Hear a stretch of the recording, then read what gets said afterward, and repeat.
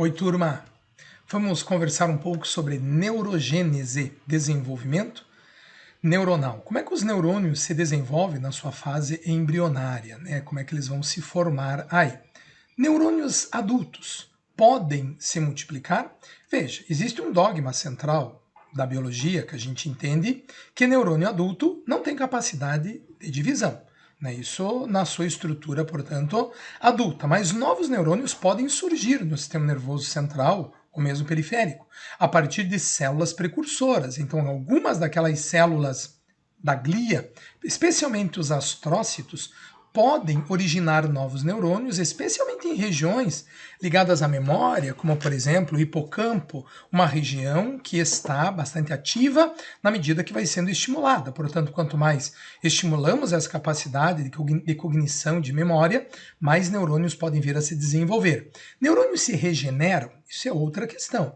Vejam, o neurônio adulto afetado, lesionado nos seus dendritos, aquelas porçõezinhas que ficam em torno do neurônio, facilmente acabam se regenerando. Quando o neurônio é afetado na estrutura do seu eixo principal, do seu axônio, dependendo da lesão e do tempo de estímulos externos, pode haver regeneração. Um axônio de um neurônio que inervava, por exemplo, um determinado músculo do braço, quando lesionado, se houver estímulos externos constantes, oriundos da fisioterapia, por exemplo, certas proteínas podem ser estimuladas, como a proteína MAP, a proteína Tau, e assim fazer com que o cone de desenvolvimento do axônio venha a ser estimulado e eventualmente voltar a ligar aquele músculo ou aquela região que havia sido perdida. Ou então, outros neurônios assumem aquela conexão nesse processo de plasticidade neuronal, que são eventos possíveis de virem a acontecer. Então, o neurônio adulto não vai se multiplicar. Neurônios novos surgem a partir de outras células precursoras, como astrócitos, células da glia.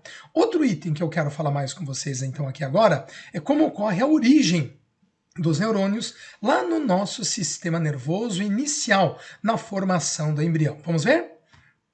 O nosso tecido nervoso, portanto, ele vai originar-se lá nas células ectodermais, no desenvolvimento do embrião, numa estrutura chamada de placa neural.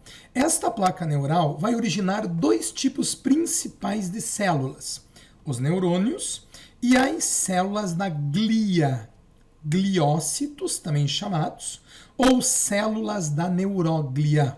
Então, o sistema nervoso ele não é constituído só de neurônio, como muitas vezes a gente pensa. Pelo contrário, existe um número muito maior de células da glia, de gliócitos, do que, na verdade, de neurônios na estrutura do sistema nervoso.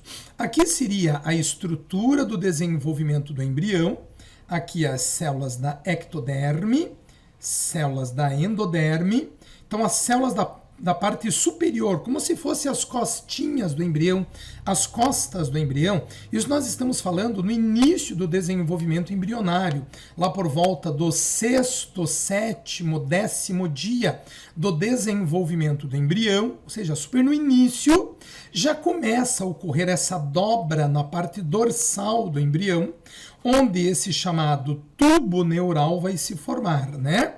Esse tubo neural aqui, vai originar o sistema nervoso central. Então esse tubo, ele corre pelas costas do embrião, dilata-se na parte superior e origina o encéfalo.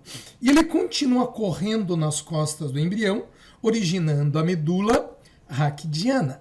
Vejam que aqui em cima existem outras células que a gente chama células das cristas neurais.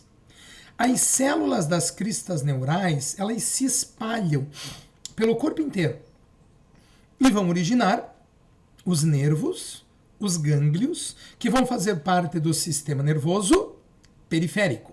Então, o sistema nervoso central origina-se das células do tubo neural, enquanto que o sistema nervoso periférico das células das cristas neurais, que além de originar nervos e gânglios, originam melanócitos, por exemplo, também, né? Células que estão ligadas à produção da melanina. Também tem uma origem a partir de células das cristas neurais. Aqui estão elas, o tubo neural, que origina-se a partir da placa neural, ela vai formando um sulco neural, e esse sulco neural mais tarde originará o tubo neural. As células das cristas neurais, aqui em vermelho, ó, elas se espalham pelo corpo inteiro. Nessa outra foto a gente vê elas melhores aqui, ó. Elas vão se espalhando pelo corpo inteiro, migração celular, e mais tarde elas vão originar os gânglios e os nervos do sistema nervoso periférico, tanto os nervos cranianos como os nervos raquidianos. Veja, o que eu trouxe aqui para a gente ver também? Como que os neurônios se formam no nosso corpo? Na verdade, eles se formam quase que aleatoriamente no sistema nervoso periférico. E depois que ele está formado, ele começa a ser refinado, dependendo do estímulo. Então se formam muito mais neurônios do que nós temos logo depois do nascimento sequer. E quanto mais estimulados os determinados órgãos ou parte do corpo forem, mais os neurônios tendem a se ramificar. Então a origem do neurônio se dá a partir de uma célula precursora, um chamado neuroblasto, e esses neuroblastos vão crescendo aleatoriamente, formando N conexões, até que essas conexões depois são refinadas, de acordo com o estímulo. Desenvolvimento do embrião de galinha, 3 dias, começam as células das cristas neurais a se soltarem aqui, ó, e vão formando os neurônios. Neurônio motor, neurônio sensitivo. Tá? A diferença entre eles, o posicionamento, a estrutura do neurônio, a posição que ele vai estar. Eles ficam sempre em posições invertidas. Neurônio sensitivo ou neurônios motores. Vejam que eles se formam também em ramos diferentes da medula espinhal. Os neurônios motores, eles são sempre na parte ventral. Os neurônios sensitivos estão sempre na parte dorsal, em relação ao desenvolvimento, como que eles começam a se formar. Então vejam, os neurônios vão se formando, eles vão produzindo os dendritos, os axônios deles, e eles depois começam a ser refinados. E alguns neurônios que não chegaram até aqui, no final das contas, eles acabarão morrendo, eles desaparecerão. Então quer dizer que quanto mais tivermos estímulos, mais os neurônios se ramificam. Sim, e felizmente até nos organismos quando adultos, tá?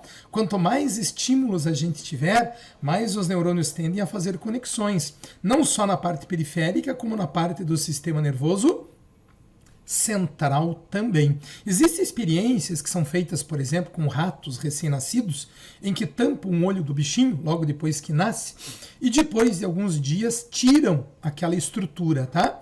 E o animal acaba ficando cego. Ele tem o sistema nervoso, ele tem o nervo óptico normal, só que como ele não foi estimulado, esse nervo, o animal acabou ficando cego. São experiências que foram feitas já há muito tempo, né? Não precisam ser repetidas, mas mostram que é o estímulo que vai determinar o desenvolvimento de conexão. Então, por isso, os estímulos das crianças, né, desde a vida intrauterina até o quanto mais forem estimulados, mais neurônios começam a se desenvolver. Claro que se depois esse estímulo for perdido, a tendência do neurônio também é diminuir o seu desenvolvimento.